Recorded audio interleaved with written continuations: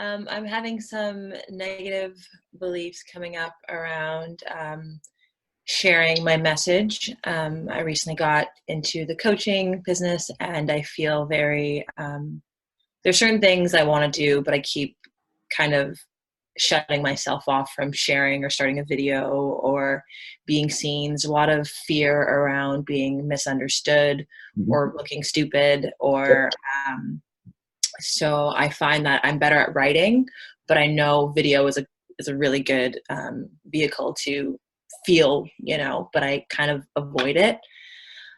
So I kind of have been beating myself up about it and feeling just frustrated with myself about just these fears around being heard and all that kind of stuff. Okay. So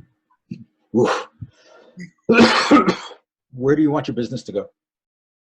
Where do I want my business to go? Yeah. I definitely want to create online courses and also host workshops, female empowerment and self-worth type of stuff. I do love the digital space, so I do really love creating like an ebook or some sort of course. And I also love coaching one-on-one, so doing group programs and having a portable business, but also building a community. Okay. How many people do you want in your group workshops? 10 to 15. Okay. And how big an audience do you ever want to meet at one time? For the workshops? For in anything, if you're doing a talk, if you're doing a workshop, how big an audience do you want? 20,000. 20,000. Cool. 20,000 is a good number.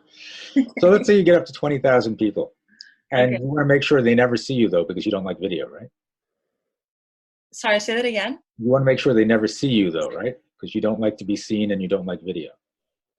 No, I want them to see me. Okay.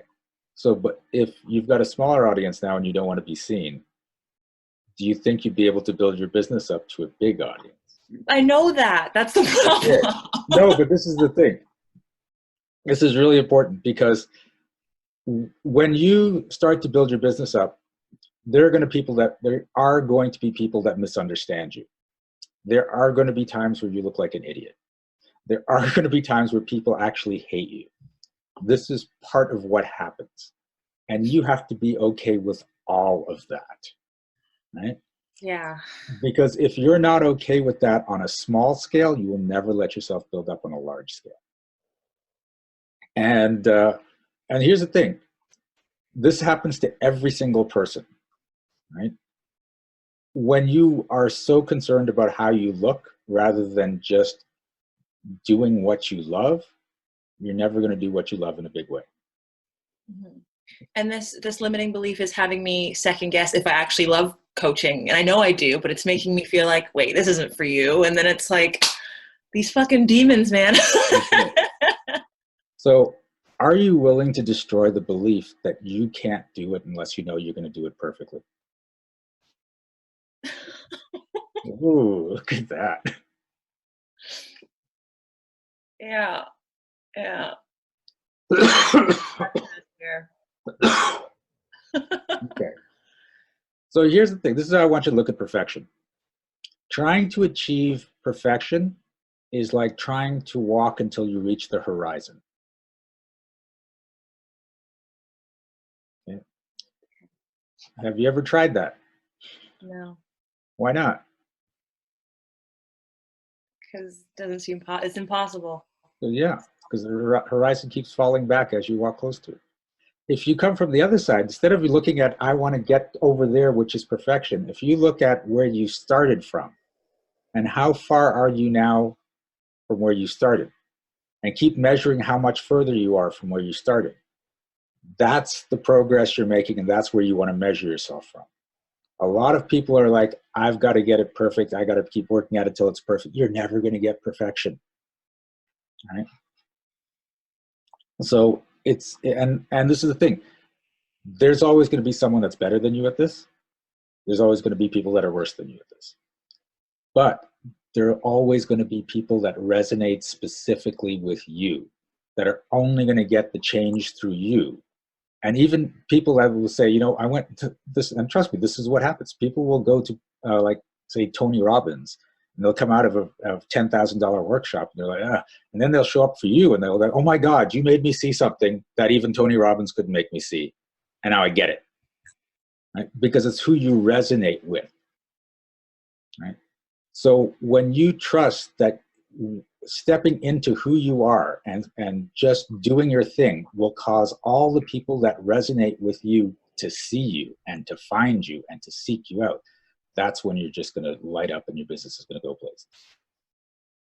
Okay, so are you willing to destroy the belief that you aren't yet good enough for the type of business you want to create? Yes.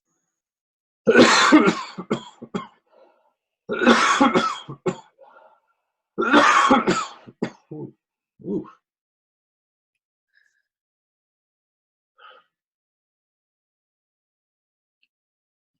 And here's the thing, don't worry about looking stupid. In fact, sometimes you want to, right? Because as much as you want to inspire people and change lives and coach them, you want them to see you're human too. Because when they see you're human, they can't use the excuse, well, you're just this level above and I could never get that, so why would I even think that, right? And it's amazing. One of the most empowering workshops I went to, there were 3 facilitators. One girl and 2 guys, and they were doing a demonstration. And during the demonstration, the female facilitator got triggered by an old memory, and she just broke down crying. And then the guys were there, and they got her through it, got her to a space where she could go again. And then they said, okay, let's get back on with the lesson. And she goes, I don't know if I can continue with the class anymore.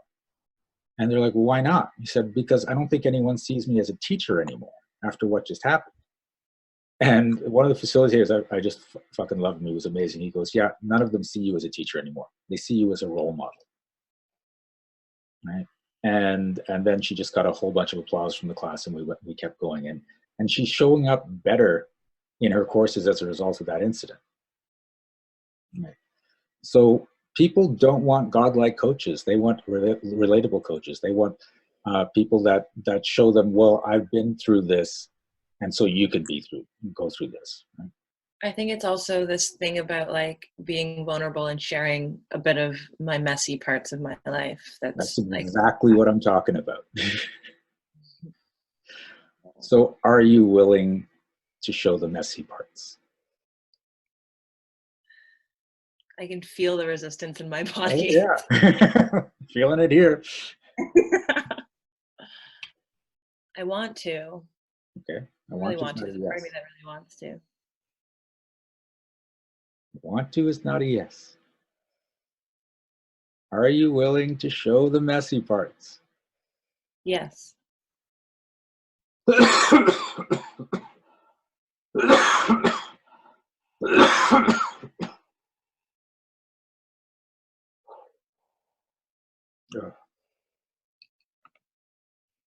It's funny.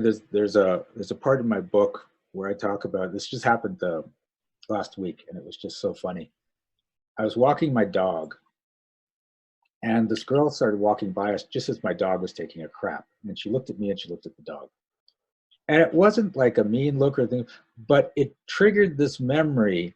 It actually triggered 2 combined memories. One where people were telling me to do something I was already going to do, and that annoys the hell out of me. And the other was that there's dog shit every now and then out in our neighborhood, because there are people in this neighborhood that don't pick up after the dogs. And I was thinking, does she think I'm one of these people that doesn't pick up after the dogs? So this is what happened. This just got triggered in the moment. And then she just kept walking, and I picked up my dog's crap. But then what was playing in my head was her saying, are you going to pick that up? And me going, of course I'm going to pick that up. You don't need to do. And we got into this big argument. And I'm walking my dog, and I realized for 5 minutes I was arguing with this woman that didn't actually exist because of a trigger of her just looking at me for a split second. Right? And I'm like, that is so amazing, because up until that point in my book, I was talking about stop dwelling in the past and stop going off and wandering into the future and what you wish you could be, and be present. But it made me realize you could be totally present and still not here. Right? So that piece of vulnerability is now in my book. Right? right? Because I know people are out there and they're just wandering off in dreamland rather than being fully present, and that's stopping them from creating stuff in their lives, Yeah. right? So I'm not afraid to share this stuff. I'm not afraid to look stupid. I'm not afraid to look vulnerable, because these things help everyone else. And the more vulnerable you are, the bigger you're going to show up, the more people are going to love you. Okay, so it's not about being the perfect, most powerful, awesome coach in the world. It's about being real. Okay, how you feeling? I'm feeling like I attempt to be real, but I don't like allow myself to be real at the same time. It's like a fake realness. Like it's like Okay.